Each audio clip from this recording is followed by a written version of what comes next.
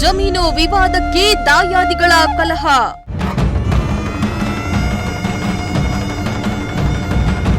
ದಾಯಾದಿಗಳಿಂದಲೇ ಕೊಚ್ಚಿ ವ್ಯಕ್ತಿಯ ಬರ್ಬರ ಮರ್ಡರ್.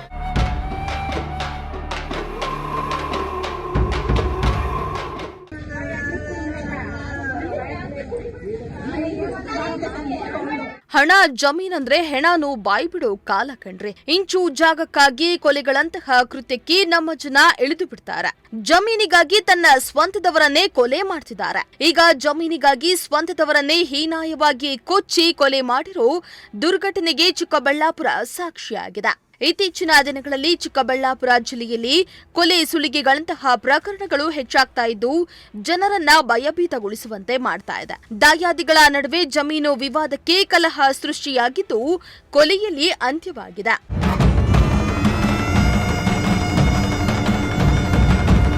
ಜಮೀನು ವಿವಾದದಿಂದಲೇ ವ್ಯಕ್ತಿಯೋರ್ವನನ್ನ ಚಾಕು ಮಚ್ಚಗಳಿಂದ ಮನಸ್ಸು ಇಚ್ಛೆ ಕುಚ್ಚಿ ಕೊಲೆ ಮಾಡಿರೋ ಘಟನೆ ಚಿಕ್ಕಬಳ್ಳಾಪುರ ತಾಲೂಕಿನ ಪೋಶೆಟ್ಟಿಹಳ್ಳಿಯಲ್ಲಿ ನಡೆದಿದೆ. ಈ ಘಟನೆಯಿಂದ ಇಡೀ ಚಿಕ್ಕಬಳ್ಳಾಪುರವೇ ಬೆಚ್ಚಿ ಬೀಳುವಂತೆ ಮಾಡಿದೆ. ಬಾಲಕುಂಟಹಳ್ಳಿ ಮೂಲದ ಸುಮಾರು 60 ವರ್ಷದ ಲಕ್ಷ್ಮೀ ನರಸಪ್ಪ ಎಂಬಾತನನ್ನ ತನ್ನ ಸಂಬಂಧಿಕರೇ ಕೊಚ್ಚಿ ಕೊಲೆ ಮಾಡಿದ್ದು, ರಕ್ತ ಸಿಕ್ತ ದೇಹ ಹಾಗೂ ಇಡೀ ಮನೆ ತುಂಬಾ ರಕ್ತದ ಕಲೆಗಳು ಅಂಟಿದ್ದು ಅಕ್ಕಪಕ್ಕದ ಮನೆಯವರು ಶಾಕಿಗೆ ಒಳಗಾಗಿದ್ದಾರೆ. ನಮ್ದು ಬಾಲಕುಂಟಹಳ್ಳಿ ಗ್ರಾಮ, ನಾವು ಇರೋದು ಪೋಶೆಟ್ಟಿಹಳ್ಳಿಯಲ್ಲಿ. ನಾವು ಬೆಳಗ್ಗೆ ಎದ್ದು ತೋಟದ ಹತ್ರ ಹೋಗಿ ಬಂದ್ವಿ. ನಮ್ಮಪ್ಪ ಮನೇಲಿ ಬಿಟ್ಟು ಟ್ಯಾಬ್ಲೆಟ್ ನುಂಗೋಕೆ ಬಿಟ್ಟಿದ್ದೆ. ನುಂಗ್ಬಿಟ್ಟು ಬಂದಿದ್ದಾನೆ, ಏಕಾಏಕಿ ಬಂದು ಒಳಗಡೆ ಬಾಗಿಲು ತಟ್ಟಿದ್ದಾನೆ. ಒಳಗಡೆ ಬಾಗಿಲು ತೆಗ್ದಿದ್ದಾರೆ. ಒಳಗಡೆ ಹೋಗಿ ಮಾರಕಾಸ್ತ್ರಗಳಿಂದ ಹಲ್ಲೆ ಮಾಡಿ ಸಾಯಿಸ್ಬಿಟ್ಟಿದ್ದಾರೆ. ನಮ್ಗೆ ಇದ್ದಿದ್ದೇ ಆಧಾರ ನಮ್ಮ ತಂದೆ. ನಮ್ಗೆ ಇವಾಗ ಯಾರು ಆಧಾರ ಇದ್ದಾರೆ? ನಮ್ಗೆ ಆದಂಗೆ ಯಾರಿಗೂ ಆಗ್ಬಾರ್ದು ಸರ್ ಅನ್ಯಾಯ. ನಮ್ಗೆ ಇದ್ದಿದ್ದೆ ಅವರು ವಿದ್ಯುತ್ ಗುತ್ತಿಗೆದಾರರು ದುಡ್ಕೊಂಬರೋರು ನಮ್ಮನ್ನ ನೋಡ್ಕೊಳ್ಳೋರು.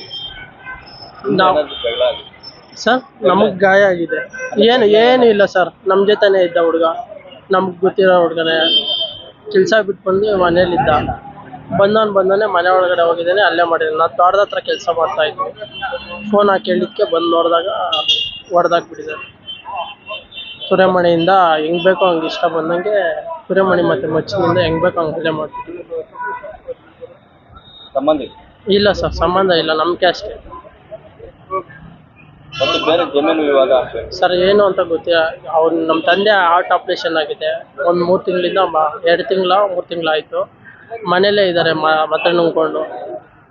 ಅವರು ಎಲ್ಲೂ ಈಚೆಗಡೆ ಎಲ್ಲೂ ಕಳಿಸ್ತಾ ಇರಲಿಲ್ಲ. ನಾವು ಕೆಇಬಿ ಕಾಂಟ್ರಾಕ್ಟರ್ ಆಗಿ ಕೆಲಸ ಮಾಡ್ತಾ ಇದ್ದ ಲಕ್ಷ್ಮೀ ನರಸಯ್ಯನನ್ನ ಆರೋಪಿ ನಂದೀಶ್ ಎಂಬಾತ ಮಾರಕಾಸ್ತ್ರಗಳಿಂದ ಸಿಕ್ಕ ಕಡೆ ಕೊಚ್ಚಿ ಕೊಲೆ ಮಾಡಿದ್ದಾನೆ.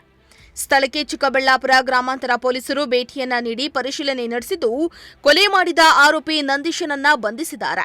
ಅಲ್ಲದೆ ತನಿಖೆ ಮುಂದುವರೆಸಿದ್ದು ತನಿಖೆ ಬಳಿಕ ಕೊಲೆಗೆ ಅಸಲಿ ಸತ್ಯ ಹೊರಬರಲಿದೆ. ಮೋಹನ್ ಕುಮಾರ್, ಪ್ರಜಾಶಕ್ತಿ ಟಿವಿ, ಚಿಕ್ಕಬಳ್ಳಾಪುರ.